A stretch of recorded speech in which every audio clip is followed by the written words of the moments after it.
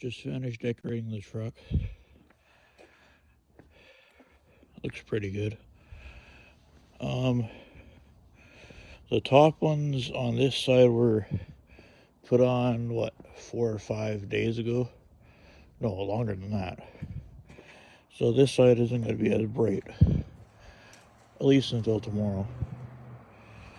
So I did both sides. Well, the whole truck on the bottom.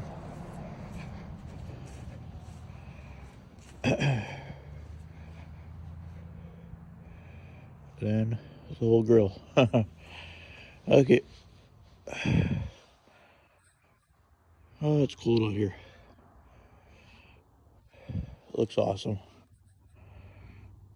Oh yeah, the top ones do have a flash feature and solid.